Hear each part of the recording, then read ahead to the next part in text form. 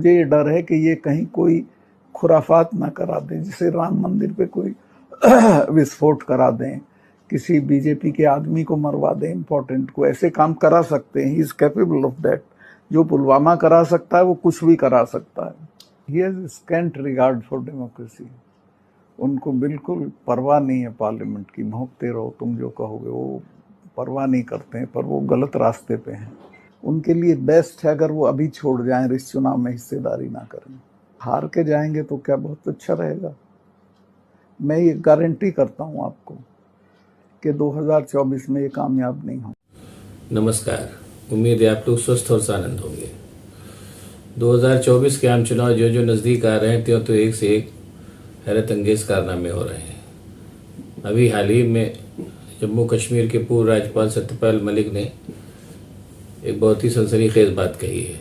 उन्होंने कहा है कि 2024 के आम चुनाव में भाजपा की हार निश्चित है।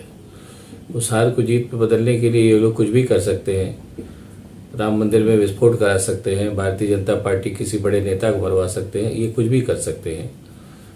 जो लोग पुलवामा करा सकते हैं वो कुछ भी करा सकते हैं। जाहिर सी बात है कि सत्यपाल मलिक साहब का इशारा किस तरफ है।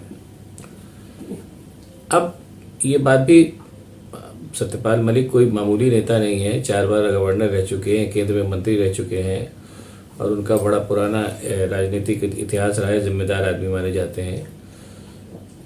अगर उन्होंने ये बात कही है तो इस बात को एकदम से नजरअंदाज भी नहीं किया जा सकता, ये ऐसा मानना चाहिए। अब सवाल ही पैदा है कि इतनी बड़ी बात जो उन्होंने कही उसके पीछे का बैकग्राउंड क्या है। ये भी उतनी ही बात सच है कि अपने प्रधान सेवक साहब का जो गुजरात के चीफ मिनिस्टर के तौर पे बैकग्राउंड रहा है, उस बैकग्राउंड में जिसमें तमाम गुजरात के दंगे हुए और क्या नाम है वो एक सोहराबुद्दीन मर्डर का कांड वांड, सब तमाम बातें गुजरात की उनको लेकर के आती हैं, अभी तक चलती रहती हैं। अभी बीबीसी ने जो डॉक्यूमेंट्री बनाया उसको भी बैन किया गया। तो कुल मिलाकर के अपने प्रधान सेवक नरेंद्र मोदी साहब का जब वो गुजरात के चीफ मिनिस्टर थे तो इतिहास जो है बहुत ही साफ सुथरा नहीं रहा, इतना तो तय है। उनके एक मंत्री थे, उनकी भी हत्या हो गई थी।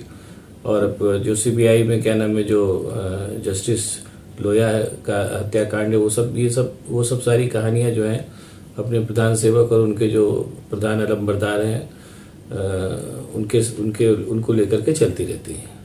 मतलब कुल मिला के ये कहा जा सकता है कि अपने प्रधान सेवक नरेंद्र मोदी साहब का जब से वो चीफ मिनिस्टर गुजरात के बने और से अभी से लेकर के इतिहास कुल मिला के बहुत अच्छा नहीं है। और ये भी मुझे अच्छी तरीके से याद है कि जब पहला उनका वो कार्यकाल था और वो ख़त्म होने जा रहा था, उस समय उनकी हालत इतनी कदर खस्ता थी कि उन्होंने बाकायदा प्रायोजित इंटरव्यू कराया था।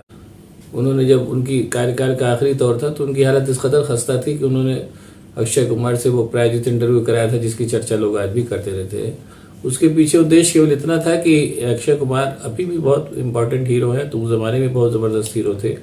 तो ये था कि इसी इंटरव्यू बहाने कम से कम करोड़ों लोग मोदी जी को भी देख लेंगे। इस तरीके की हरकतें वो करते रहते हैं। इसलिए जो सत्यपाल मलिक साहब ने कहा है उसको एकदम से नजरअंदाज करना संभव नहीं है। और अब एक चीज, इसके आगे की एक और बात मैं बताऊंगा। राम मंदिर का जो बनाने, ठीक है राम मंदिर बन रहा है, अच्छी बात है, उसको लेकर के कोई वो नहीं है। लेकिन राम मंदिर बनाने का जो इतिहास रहा है वो बड़ा रक्त रंजित रहा है, इससे भी इनकार नहीं किया जा सकता। इस समय रथ यात्रा लेकर लालकृष्ण आडवाणी चले थे, बहुत लोग दंगों में मारे गए थे, ये एकदम फैक्ट बात है। बाबरी मस्जिद जब गिरी थी, जिसके जगह पर आज राम मंदिर बन रहा है, तो उस समय भी बहुत जबरदस्त दंगे हुए थे। और कुल मिलाकर के राम मंदिर का जो इतिहास है वो काफी कुछ रक्तपात के साथ हुआ है। बहुत से लोग, जब बाबरी मस्जिद गिराई जा रही थी तो उसमें बहुत से लोग मर गए थे, ये सब हुआ। और उसके अलावा जो है वो अभी जैसे वो जो राम मंदिर बन रहा है तो उसमें उसको लेकर के जो था वो करोड़ों के जमीन के घोटाले के आरोप भी लगे थे, तमाम लोगों ने लगाए थे। और कितना चंदा आया, कहाँ गया, कुछ इसके बारे में न कुछ पता है न कोई वो है। ये कहने में भी कोई संकोच नहीं कि राम मंदिर बन रहा है तो ठीक है, अच्छी बात है, बन रहा है, ठीक है। लेकिन राम मंदिर बनाने के क्रम में बहुत हैवी रक्तपात हुआ और मतलब करोड़ों अरबों रुपए की लूट हुई। ये भी अगर कहीं से कोई स्वतंत्र जांच हो सके तो पता चल जाएगा।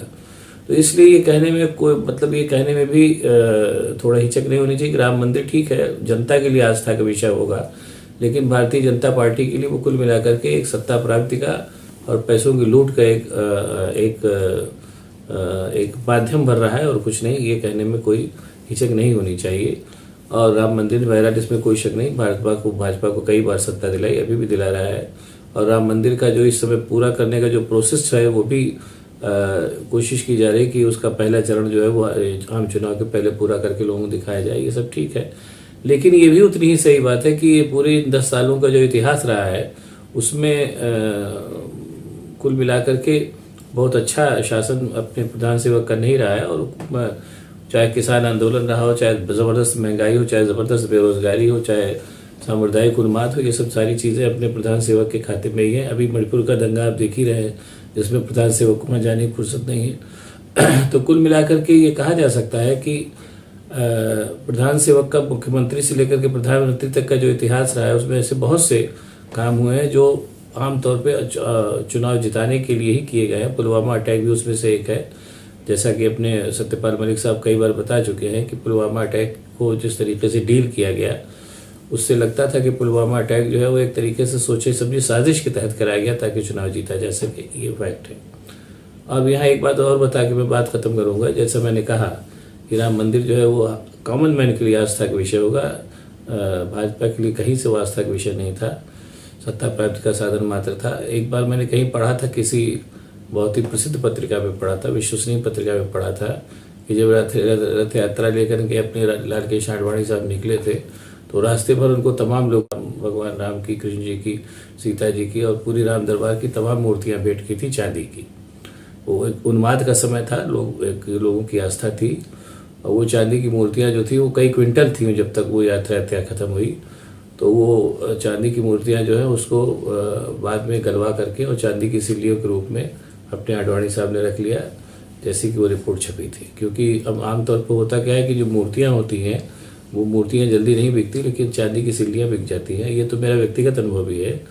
एक बार मैंने भगवान राम सीता की मूर्तियां खरीदी थी चांदी की, वो बहुत जल्दी काली हो जाती थी। तो मैंने सोचा कि इसको हटा करके और कुछ और ले लिया जाए। तो उस मूर्तियों को जब मैं वापस करने निकला सुनार किया तो किसी भी सुनार ने उसको जल्दी लिया नहीं। बहरहाल एक सुनार था, उसने उसको ले लिया, जो भी सोचा उसने। तो ये मेरा व्यक्तिगत अनुभव भी है कि जो मूर्तियां होती हैं वो चांदी की, सोने की, वो जल्दी बिकती नहीं। तो इसलिए अगर आडवाणी साहब ने ऐसा किया हो, और हालांकि उस जिस पत्रिका में न्यूज़ छपी थी वो बड़ी विश्वसनीय, मुझे नाम इसमें नहीं याद आ रहा उसका, बहुत विश्वसनीय और अच्छी मैगजीन मानी जाती थी। तो ये घटना मैंने केवल इसलिए बताई कि राम, जैसा मैंने कई बार कहा, फिर कह रहा हूँ, बात कह के ख़त्म करूँगा कि राम मंदिर कहीं से भी आस्था का विषय नहीं था। भारतीय जनता पार्टी के लिए, हाँ, कॉमन मैन के लिए है, वो राम मंदिर बना भी। लेकिन राम मंदिर को बनाने के क्रम में जितना खून खराबा और उपद्रव हुआ वो निंदनीय है, नहीं होना चाहिए था। लेकिन बहरहाल हुआ तो हुआ। और जिस तरीके से अपने प्रधान सेवक साहब ने गुजरात के मुख्यमंत्री से लेकर के प्रधानमंत्री बनने तक जो काम किए, जिसमें वही मैंने कहा कि पुलवामा अटैक भी एक बड़ा अटैक है, उसके चलते अगर ये मतलब सत्यपाल मलिक साहब की बातों को एकदम से नकारा नहीं जा सकता है। हो सकता है इस बात में दम हो। देखिए बहरहाल क्या होता है। ये मान के चलिए कि 2024 के आम चुनाव निर्विघ्न निपटना है तो बहुत बड़ी बात है। वरना ये भी सही बात है कि भारतीय जनता पार्टी के शासन में जितने उपद्रव हुए हैं और उससे मतलब वो कुल मिलाकर के चिंता का विषय तो है ही। बहरहाल देखिए जो होता है वो सामने आएगा। अब अगर आपको हमारे वीडियो पसंद आया तो इसको लाइक करिए, शेयर करिए और साथ ही साथ हमारे चैनल को सब्सक्राइब करिए ताकि मैं और भी ऐसी बातें आपको बताता रह सकूँ। बहुत बहुत धन्यवाद। नमस्कार।